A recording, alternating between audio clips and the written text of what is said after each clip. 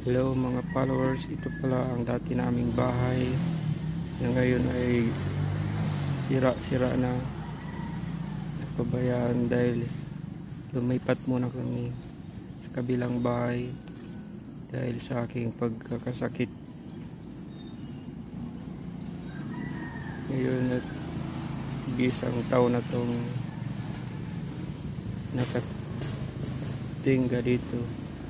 At ngayon, titingnan natin sa loob ang nasira na. At ito nga, mga sira-sira na ang dingding. Inanay na mga dingding nito. Ito guys, pasok tayo sa loob. Tingnan natin ang sira na sa loob. Dating bahay. Ito nga,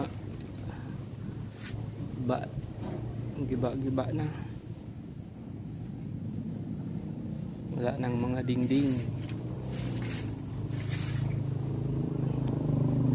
At ito nga guys, bagsak na ang bubong.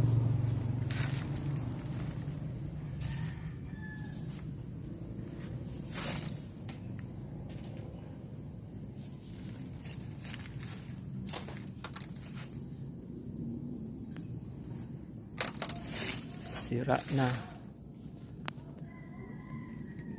pabayaan na.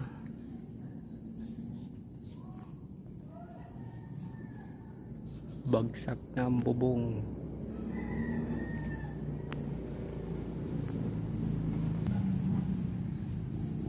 Wala nang mga dingding, inubos na ng anay.